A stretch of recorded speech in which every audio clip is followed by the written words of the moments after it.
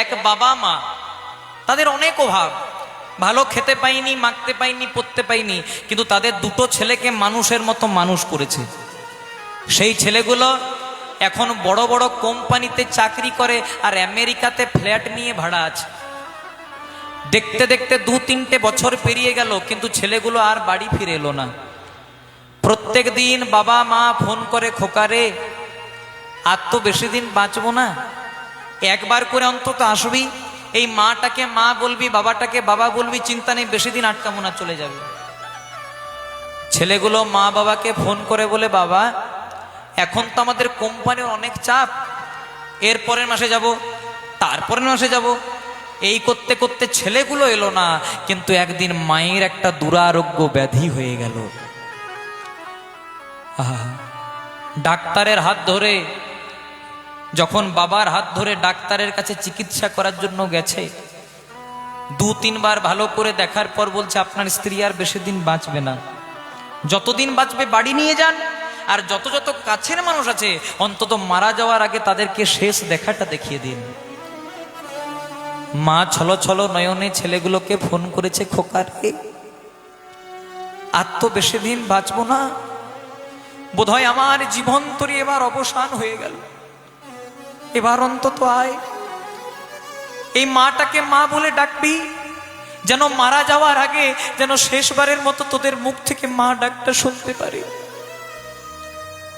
মা বাবা শেষ কি ইচ্ছা থাকে জানো মায়েরা? ছেলে মেয়েরা বড় হয়ে মা বাবাকে দুটো খেতে কম দিক, দুটো জামা কাপড় কম দিক, কিন্তু মা বাবার ইচ্ছা থাকে যেন শেষের দিনে একবার মাকে মা, বাবাকে বাবা বলে ডাকে। ছেলেগুলো বলল, মা তোমার যখন ব্যাধি হয়েছে তাহলে কাল যাব, পরশু যাব। এই করতে করতে ছেলেগুলো এলো না, কিন্তু একদিন সকালবেলায় মাটা মারা গেল। ছলো ছলো নয়নে বাবা ছেলেগুলোকে ফোন করেছে, খোকারে তোদের মার নেই রে, তোদের মায়ের বড় ইচ্ছা ছিল মারা যাওয়ার আগে যেন একবার তোদেরকে শেষ দেখাটা দেখে যেতে পারে। এলি না বাবা, বড় কষ্ট পেয়ে মারা গেছে রে। মারা যাওয়ার আগে বারবার করে বলছিল, স্বামী আমার ছেলেগুলোকে ডেকে দাও, কিন্তু তোরা তো এলি না। আর যা করেছিস করেছিস, এবার বাবা হয়ে পায়ে ধরছি, এবার অন্তত আয়। হিন্দু সনাতন ধর্মের নিয়ম আছে রে, বাবা মা মারা গেলে ছেলে মেয়েরা বাবা মায়ের মুখে আগুন দেয়, অন্তত মায়ের মুখে আগুন দিবি, শ্রাদ্ধবাসী শ্রাদ্ধ পার করবি, চলে যাবে। ছেলেগুলো বলল, বাবা আমরা তো আমেরিকাতে থাকি, ভারতে যেতে গেলে মিনিমাম 3 দিন সময় লাগবে, 3 দিনে যেন মায়ের দেহটা গলে না যায়, দুর্গন্ধ না হয়, তাই মায়ের দেহটাকে প্রিজার্ভ করার মানে বরফে রাখার ব্যবস্থা করো। ডাক্তারি পরামর্শ নিয়ে মায়ের দেহটাকে 3 দিনের জন্য বরফের মধ্যে রেখেছে। 3 দিন যেই না পেরিয়ে গেছে, বড় ছেলেটা একটা বড় ব্যাগ নিয়ে বাড়ি ঢুকেছে। বাবা ছেলেটাকে জড়িয়ে ধরে বলছে, খোকারে এতক্ষণে তোর আসার সময় হলো, কত কষ্ট পেয়ে না জানি তোর মা চলে গেছে, এতক্ষণে বাবা লক্ষ্য করেছে বড় ছেলেটা এসেছে, কিন্তু ছোট ছেলেটা আসে না। হ্যাঁ রে খোকা, তুই এসেছিস আর আমার ছোট ছেলেটা তো ছোট ভাই আসেনি। ছেলেটা বলছে, বাবা আমরা 2 ভাই একই কোম্পানিতে চাকরি করি, তো তাই 2 ভাইকে একসঙ্গে ছুটি দিল না, তাই ছোট ভাই বলে পাঠিয়েছে আজকে মা মারা গেছে তুই যা, আর যেদিন বাবা মারা যাবে সেদিন আমি যাব। বাবা আর থাকতে পারে? ছেলেটাকে জড়িয়ে ধরে বলছে, খোকা 10টা মিনিট সময় দে, একটা ঘরের মধ্যে আমাকে 10 মিনিট সময় দিবি। 10 মিনিট পেরিয়ে গেছে, বাবা দরজা খোলে না। যখন দরজাটাকে ভেঙে দিয়েছে, দেখছে বাবা ফ্যানে গলায় দড়ি দিয়ে ঝুলন্ত অবস্থায় দাঁড়িয়ে আছে, আর হাতে একটা চিঠি ঝোলানো। খোকা আমাদের কিচ্ছু ছিল না, একদিন তোরা ঝোঁক ধরেছিলি মেলায় যাব, কিন্তু আমাদের তো কিচ্ছু ছিল না। সেদিন কত কষ্ট করে লোকের বাড়িতে কাজ করে, কত মারধর খেয়ে তোদেরকে এই জায়গায় এনেছি, আর এত বড় কথা বলে দিলি। আজকে মা মারা গেছে, তুই এসেছিস, আর যেদিন আমি মারা যাব ছোটকে পাঠাবি। এই নে ছোটকে বলে দে, আর কষ্ট করে হাসতে হয় না। আমিও আমার প্রাণটা ত্যাগ করে সারা জনমের মতো চলে গেলাম। কেউ তো কারো নই রে বন্ধু, জগতে কেউ তো কারো নয়, শুধু আসা যাওয়া পথের দেখা, দুদিনের পরিচয় নে। তাই গৌর হরি হরি। কেউ তো কারো নয় রে বন্ধু, কেউ তো কারো নয়, আসা যাওয়া পথের দেখা, দুদিনের পরিচয়। কেউ তো কারো নয় রে বন্ধু, কেউ তো কারো নয়, শুধু আসা যাওয়া পথের দেখা, দুদিনের পরিচয়। কেউ তো কারো নয় রে বন্ধু, কেউ তো কারো নয়, আসা যাওয়া পথে দেখা, দুদিনের পরিচয়। যেদিন আপনি মারা যাবেন, যে ছেলেটাকে আপনি এত যত্ন করে মানুষ করেছিলেন, সেই ছেলেটাই আপনার মুখে আগুন দেবে। আবার সেই ছেলেটা মুখে আগুন দেওয়ার পর বাড়িতে সে স্নান করবে, যেন আপনার আত্মাটা আর বাড়িতে ফিরে না আসে। যখন মানুষ মারা যায়, আপনি যে চশমাটাকে পরতেন সেটাকে ফেলে দেবে, যে জামা কাপড় পরতেন সেটাকে ফেলে দেবে, যদি ঘড়ি পরতেন ঘড়িটাকে ফেলে দেবে, যে বিছানাতে শুতেন বিছানাটাকে ফেলে দেবে, কিন্তু আপনি যে টাকা পয়সাগুলো রোজগার করে গেছিলেন বাবা, ওগুলোকে ফেলে দেবে? আপনি যে সোনা দানাগুলো গড়ে দিয়ে গেছিলেন সেগুলোকে ফেলে দেবে? সুখেরও লাগিয়া এ ঘর বাঁধিনুই অনলে পুড়িয়া গেল, অমিয় সাগরে স্নান করিতে সকলি গরল গেল। 4 বছর বয়সে মা মারা গেল। জয়দেব মায়ের মুখে আগুন দিলেন। বাবা ভোজদেব গোস্বামী বললেন, খোকারে, তোর মায়ের বড় ইচ্ছা ছিল তুই যখন বড় হবি যেন মস্ত বড় পণ্ডিত হতে পারিস। তাই 4 বছর বয়সে মা মারা গেল। আর যেই না ছেলেটার বয়স হলো 6 বছর, পিতা ভোজদেব গোস্বামী একটা পাঠশালায় ভর্তি করে দিলেন। পাঠশালাটার নাম জামদহ গ্রামের পাঠশালা। আর মনের আনন্দে যাই ভাবটি কেমন, ভজ কৃষ্ণ মুরারে গোলোক বিহারী। হরি বল। কৃষ্ণ মুরারি গোলক বিহারী, ভজ কৃষ্ণ মুরারে গোলোক বিহারী। ভজ কৃষ্ণ মুরারি গোলক বিহারী। অগতির গতি তুমি হে দামোদর, জীবের মঙ্গল কর করুণা সাগর। অগতির গতি তুমি হে দয়াময়, জীবের করুণা করো হে দয়াময়। হরি বল। আজকে 6 বছর বয়সে ছেলেটাকে পাঠশালায় ভর্তি করে দিয়েছে। যেই না 5-6 দিন গেছে, আজকে ছেলেটা বাবাকে বলছে, বাবা আমি তো আর কাল থেকে পাঠশালায় যাব না। তখন আজকে পিতা ভোজদেব গোস্বামী বলছে, হ্যাঁ রে খোকা, প্রতিদিন মনের আনন্দে যাস, কাল থেকে কেন যাবি না? বলছে, বাবা আমি তোমার এইটুকুন ছেলে, একা একাই পাঠশালায় যাই, আমার বুঝি ভয় করে না? বাবা মনে মনে চিন্তা করছে, ঠিকই তো বলেছে, ছেলেটার তো ভয় পেতে পারে। তাই বাবা একটু মিথ্যার আশ্রয় নিলেন। খোকা, তোকে তো আমার বলাই হয়নি, ওই বনের পথে যেতে যেতে তোর যদি কোনোদিনও ভয় করে, বনের মাঝে তোর একজন বন্ধু আছে রে। বলছে, বন্ধু? হ্যাঁ, বন্ধুর কি নাম? বন্ধুর নাম মধুসূদন। নিতাই গৌর হরি বল। বাবা এমনি এমনি বলেছে, আর ছেলে বিশ্বাসও করে নিয়েছে। কথায় আছে, বিশ্বাসে মিলাই বস্তু তর্কে বহুদূর। ভগবানকে যুক্তিতে পাওয়া যায় না, ভগবানকে পাওয়া যায় ভক্তিতে। তাই যেই না জয়দেব করেছে কি, প্রত্যেক দিনের মতো আজকেও যাচ্ছে, মনে মনে চিন্তা করছে বাবা তো বলেছে মধুসূদন আছে, একবার ডেকে দেখি। বনের মাঝ রাস্তায় এসে ডাকতে শুরু করেছে, মধুসূদন দেখা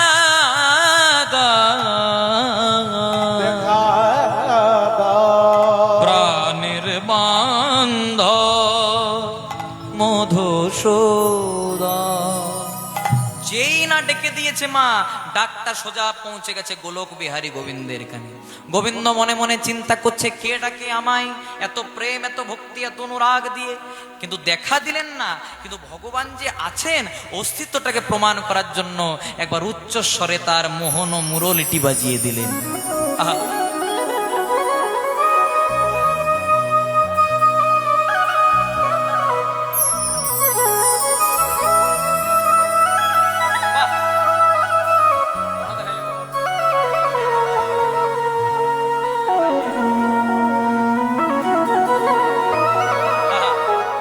যেই না বাঁশিটি বাজিয়ে দিয়েছে মা, 6 বছরের জয়দেবের ভালো করে বর্ণ পরিচয় হয় নাই। সে জয়দেব গীত গোবিন্দের প্রথম শ্লোক লিখছে, মধুরম মধুরম মধুরতি মধুরম অপরূপ মুরলিনী নাদ। হরি বল।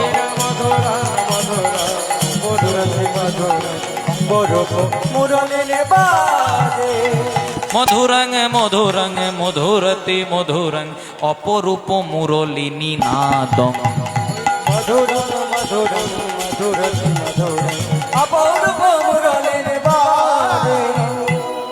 এখানে একটা রবীন্দ্রনাথ ঠাকুরের বিখ্যাত কবিতা আছে, একটু আগে বলে দিই। জয়রাধে হয়েছে কি, আজকে জয়দেব গোস্বামী যেই না ডেকে দিয়েছে সঙ্গে সঙ্গে ভগবান বাঁশি বাজিয়ে দিয়েছে। জয়দেবের বর্ণ পরিচয় হয় নাই, লিখে দিয়েছে মধুরম মধুরম মধুরতি মধুরম অপরূপ মুরলিনী নাদম। ভগবান মনে মনে চিন্তা করলেন এত বড় মাপের ভক্ত, দেখা দিতে হবে। আচ্ছা, জয়দেবের বয়স কত বলেছিলাম মায়েরা? কত? 6 বছর। 6 বছরের জয়দেব ভগবান মনে মনে চিন্তা করলেন আর একটু ছোট হয়ে যাব। জয়দেবের চেয়ে 1 বছরের ছোট একটি 5 বছরের রাখাল বালক সেজে ভগবান জয়দেবের পেছনে ডেকে দিয়েছে, দাদা গোসাই। জয়দেব যেই না পেছনে তাকিয়েছে, দেখছে একটা ছোট্ট বালক দাঁড়িয়েছে।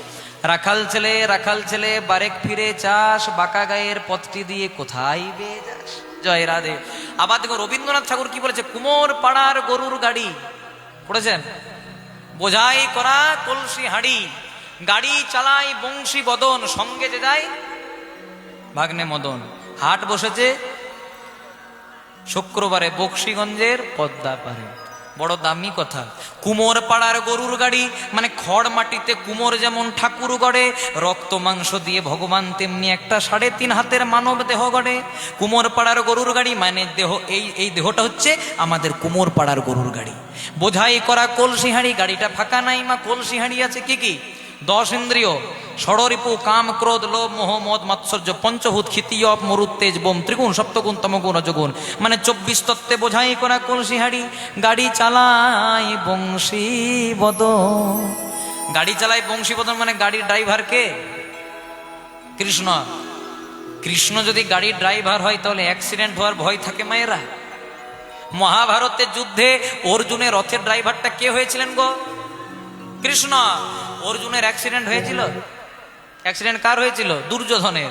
তাহলে গাড়ি চালায় বংশীবদন, গাড়ি ড্রাইভার আমরা গোবিন্দকে করেছি, কিন্তু সঙ্গে একজনাকে বসিয়ে দিয়েছি, সঙ্গে যে যায় ভাগ্নে মদন মানে কামনা, মদন মানে বাসনা, মদন মানে লোভ, মদন মানে লালসা। আর যতদিন অন্তরে কামনা বাসনা লোভ লালসা থাকবে ততদিন ভগবানের কৃপা হবে। আমাদের গায়ে যদি নোংরা ময়লা লাগে কি দিয়ে পরিষ্কার করি? সাবান দিয়ে, শ্যাম্পু দিয়ে। আপনাদের এই মেদিনীপুর টাউনে তো অনেক দোকান আছে, গিয়ে যদি বলেন দাদা একটা মন পরিষ্কার করবো সাবান দেবে, দিতে পারবে?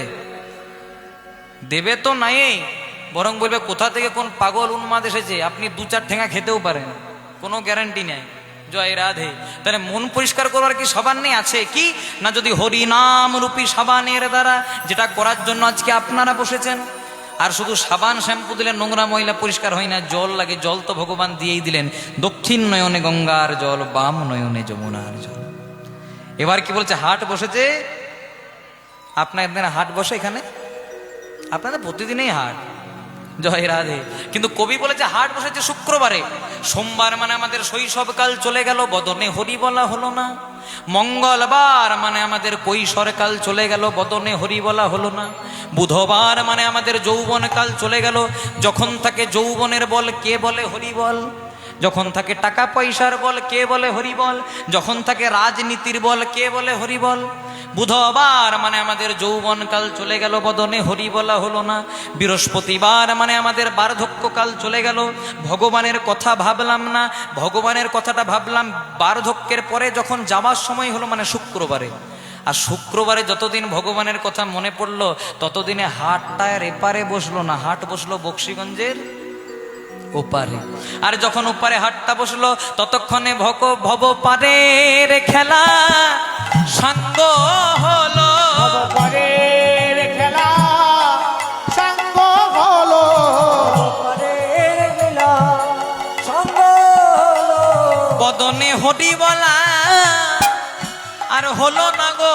ভব পরের লীলা সঙ্গ হলো। আজকে আপনারা যারা যারা কীর্তন শুনতে এসেছেন সবাই 7 দিনের মধ্যেই মারা যাবেন। ভালো হবে? আপনারা বলছেন ভালো হবে, কিন্তু পেছনে মনে মনে চিন্তা যে বেকার এলাম কীর্তন শুনতে। জয় রাধে, হরে কৃষ্ণ। যারা যারা কীর্তন শুনতে এসেছেন 7 দিনের মধ্যেই মারা যাবেন। হরিবাসরে দাঁড়িয়ে কোনোদিনও খারাপ কথা বলিনি, আর বলবো না। আমাদের বার তো 7টি, রবিবার, সোমবার, মঙ্গলবার, বুধবার, বৃহস্পতিবার, শুক্রবার, শনিবার। আপনি 80 বছরে মারা যান, আপনি 50 বছরে মারা যান, আপনি 30 বছরে মারা যান, এই 7টা দিনের মধ্যে ঘোরাঘুরি করতে হবে। তাই তো মহাজন বলেন, রইবি যদি সামনে চল, সামনে গেলে তোর মঙ্গল হবে, মঙ্গল হলে তোর বুদ্ধি বাড়বে, বুদ্ধি বাড়লে টাকা পয়সা আসবে, টাকা পয়সা এলে সুখ হবে, সুখে যদি গোবিন্দকে ভুলে যাস তাহলে রাহু তোরে গ্রাস করবে। বড় দামি কথা, উত্তরটা আপনারাই দেবেন। বলছে রইবি যদি সামনে চল, রইবি মানে রবিবার, তাহলে সামনে চল মানে কি মায়েরা? একটু জোরে বলো। সোমবার। সামনে গেলে মঙ্গল হবে মানে মঙ্গলবার, মঙ্গল হলে বুদ্ধি বাড়বে মানে বুধবার, বুদ্ধি বাড়লে টাকা পয়সা আসবে। বৃহস্পতিবার, বৃহস্পতি এলে সুখ হবে শুক্রবার। আর সুখে যদি চিন্তা করি আই এম গড, আমার শরীরের বল, আমার রক্তের বল, আমার রাজনীতির বল, রাখ বাবা তোর হরি বল। তাহলে শনিবারের দিন একদম রেডি হয়ে আছে, কৃষ্ণ নাম করজীব আর সব মিছে, আর পলাইতে পথ নাই শুধু জম আছে পিছে। নিতাই গৌর হরি হরি হরি বল। তাই হয়েছে কি মায়েরা, আজকে 6 বছরের জয়দেব ভগবানকে প্রশ্ন করছে, হ্যাঁ রে রাখাল বালক, তুই যে আমাকে দাদা বলি, তুই আমাকে চিনিস, তুই আমাকে জানিস? আর ভগবান মৃদু মৃদু হেসে মনে মনে চিন্তা করছে, আমি না চিনি? আমি সংসারে পাঠালাম। আচ্ছা বলতো আমার নাম কি, তোমার নাম? তোমার নাম জয়দেব গোস্বামী। এ তো সবাই বলতে পারে। বলতো আমার বাবার নাম কি? তোমার বাবার নাম ভোজদেব গোস্বামী। বলতো আমার মায়ের নাম কি? তোমার মায়ের নাম বামা দেবী গোস্বামী। জয়দেব মনে মনে চিন্তা করছে, আমার প্যান কার্ড আধার কার্ড পেলো কোথা থেকে? তখন তো আর প্যান কার্ড আধার কার্ড ছিল না, বোঝানোর জন্য বললাম। তখন জয়দেব বলছে, হ্যাঁ রে রাখাল বালক, তুই যে আমাকে চিনিস, কই আমি তো তোকে চিনি না, তোর নাম কি? ভগবান বলছে, এই রে ভাবলাম দেখা দিয়ে চলে যাবো, আবার নাম জিজ্ঞাসা করছে, তোর নাম কি? আমার নাম, তাদের বল। আমার নাম বলবো না। বলছে বাবা মাই একটা ভালো নামও দিতে পারে নাই, বলবো না? বলছে তোমার যদি এতই নাম নিয়ে মাথা ব্যথা, তুমি আমার একটা নাম দিয়ে দাও। তখন ভগবান বলছে, তাহলে সোজা হয়ে দাঁড়া দেখি। জয়দেব বলছে। এবার ভগবানকে যত সোজা করছে ভগবান তত বাঁকা হয়ে যাচ্ছে। তখন জয়দেব বলছে, হ্যাঁ রে, বাবা মা ভালো নাম দেয় নাই, আবার সোজা হয়ে দাঁড়াতেও শিখাই নাই, এ কি কাণ্ড! আর ভগবান মনে মনে চিন্তা করছে, তুমি কি জানবে দাদা, রাধারানী ময়ূর রূপ ধারণ করে 3টে জায়গা ভেঙে দিয়েছিল। এটা ছোট করে বলে দি মায়েরা, বৃন্দাবনে রাধারানীর হয়েছিল অহংকার। রাধারানী মনে মনে চিন্তা করলো, আমি ছাড়া কৃষ্ণ লীলাই হবে না। তাই রাধারানীর অহংকার চূর্ণ করার জন্য ভগবান তার অঙ্গ থেকে সৃষ্টি করলেন আরেকজন নারী, যার নাম দিলেন বিরজা। যদি কেউ উত্তরপ্রদেশ বৃন্দাবনেতে যান, দেখবেন যেটা যমুনা নদী বয়ে চলেছে সেটা ছিল পূর্বের বিরজা। এবার বিরজাকে নিয়ে কৃষ্ণ লীলা করছে। শ্রীদাম করছে, শ্রীদাম যতক্ষণ আমি বিরজাকে নিয়ে লীলা করব, তুই একটু দরজা পাহারা দিবি। শ্রীদাম বলছে, সবাইকে না হয় বাধা দিয়ে দেবো, কিন্তু যদি আসে তো রাধা, তবে কেমনে দেব বাধা? চিন্তা নাই, রাধারানী আসবে না। এবার কৃষ্ণ বিরজা লীলা করছে আর দরজা পাহারা দিচ্ছে শ্রীদাম। কথায় আছে, যেখানে বাঘের ভয় সেখানেই সন্ধ্যা হয়। ভয় ছিল রাধারানী, আর প্রথমে রাধারানী চলে এসেছে। রাধারানী কোনো প্রশ্ন করে নাই। শ্রীরাম দূর থেকে বলছে, ও রাধে এইদিকে এসো না, তোমার কৃষ্ণ এখানে নাই। ঠাকুর ঘরে কে? আপনারা সবাই জানেন। জয় রাধে, হরে কৃষ্ণ। বলছে, হ্যাঁ রে শ্রীরাম, তোর কাছে জানতেই চাইলাম না কৃষ্ণ আছে না নাই, কৃষ্ণ নাই। তখন শ্রীরাম বলছে, শোনো রাধে, আমার কৃষ্ণ বলেছে যতক্ষণ আমি বিরজাকে নিয়ে লীলা করবো একদম কাউকে ভেতর ঢুকতে দিবি না। হাটে হাড়ি ভেঙে দিয়েছে। বলছে, বুঝতে পেরেছি বাবা, এখানেই কৃষ্ণ আছে, একবার দেখবো আর চলে আসবো, পথটা ছেড়ে দেবো। এবার রাধারানী একটু জোর করে প্রবেশ করতে গেলেন, আর শ্রীরাম একটু ধাক্কা দিয়ে ফেললো। রাধারানী পড়তে পড়তে পড়তে পড়তে বেঁচে গেলেন। শ্রীরাম, এই যে তুই গোলক বৃন্দাবনে দাঁড়িয়ে আমাকে ধাক্কা দিয়ে দৈত্যের মতো আচরণ করলি, অভিশাপ দিলাম আগত পরবর্তী জন্মে তোর জন্ম হবে দৈত্যকুলে, তোর নাম হবে শঙ্খচূড় দৈত্য। শ্রীরাম বললে, রাধে তুমি আমাকে লঘু পাপে গুরুদণ্ড দিলে, তাহলে আমিও তোমাকে অভিশাপ দিলাম, যে কৃষ্ণকে না দেখে তুমি এক মুহূর্তও থাকতে পারো না, সেই কৃষ্ণের সঙ্গে তোমার 100টা বছর কোনো দেখাই হবে না। নিতাই গৌর প্রেমানন্দ। এই কারণেই ভগবান বৃন্দাবনকে ছেড়ে মথুরায় আর দ্বারকায় গেছিলেন।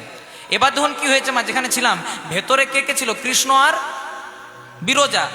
রাধারানী কোন রকমে ভেতরে প্রবেশও করে দিয়েছে, আর বিরজা রাধারানীকে দিকে থরথর করে কাঁপছে। ও কৃষ্ণ, তোমার রাধা? বলছে, ভয় পেও না, তুমি হয়ে দাও জল আর আমি হব একটা কালো সর্প, রাধারানী কিচ্ছু বুঝতে পারবে না। এবার বিরজাকে করেছে জল, কৃষ্ণ হয়েছে সর্প। কথায় আছে, ইঙ্গিতে পণ্ডিত বুঝে। রাধারানী বুঝতে পেরে গেল আমার সঙ্গে ছলনা করার জন্য বিরজাকে করেছে জল, কৃষ্ণ হয়েছে সর্প। তাই রাধারানী ময়ূর রূপ ধারণ করলো, আর ওই ময়ূর রূপ ধারণ করে জলের মধ্যে গিয়ে সাপটাকে মুখে করে তুললো। সাপে ময়ূরে যুদ্ধ হলো, মানে রাধা কৃষ্ণতে যুদ্ধ হলো। যুদ্ধ চলতে চলতে ময়ূরটা সাপটাকে মুখে করে নিয়ে 3 বার মোচড় দিল, 1 বার 2 বার 3। আর যেই না 3 বার মোচড় দিল, 3টে জায়গা ভেঙে গেল। সেদিন থেকে সোজা হয়ে দাঁড়াতেই শিখে নাই। ক্যালেন্ডারে ছবি দেখবেন, যত সোজা করে তত বাঁকা হয়ে যায়। সেদিন থেকে ভগবানের আরেক নাম হলো ত্রিভঙ্গ মুরারি।